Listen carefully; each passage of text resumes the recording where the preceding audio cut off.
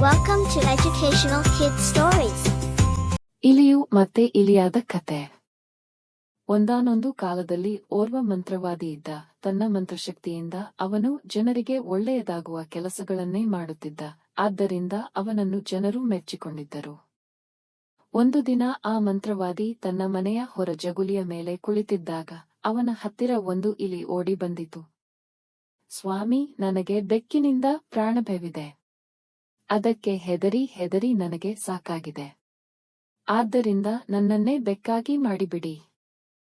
ಧೈರ್ಯದಿಂದ ನಾನು ಓಡಾಡಬಹುದು ಎಂದು ಬೇಡಿಕೊಂಡಿತು.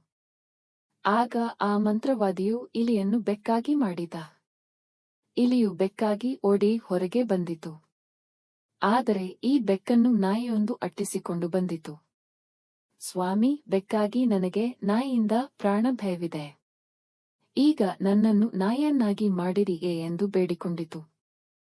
ಆ ನಾಯಿಯು ಬೀದಿಯಲ್ಲಿ ಬರುತ್ತಿದ್ದಾಗ ಹಸುವೊಂದು ಅದನ್ನು ಅಟ್ಟಿಸಿಕೊಂಡು ಬಂದಿತು. ಭೀತಿಯಿಂದ ಮತ್ತೆ ನಾಯಿ ಮಂತ್ರವಾದಿಯ ಹತ್ತಿರ ಬಂದಿತು. ಸ್ವಾಮಿ, ನಾಯಿಯಾದ ನನಗೆ ಹಸುವಿನಿಂದ ಪ್ರಾಣಭಯವಿದೆ.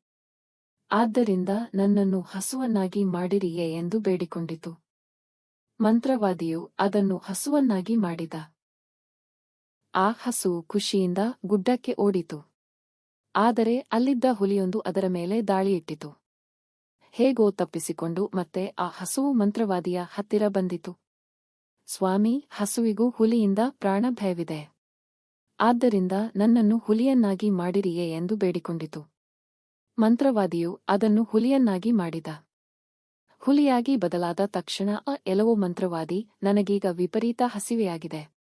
ಅದರಲ್ಲೂ ಮನುಷ್ಯ ಮಾಂಸವೆಂದರೆ ನನಗೆ ಬಹಳ ಇಷ್ಟ. ಈಗ ನೀನೇ ಸುಲಭದಲ್ಲಿ ಸಿಕ್ಕಿದ್ದೀಯಾ.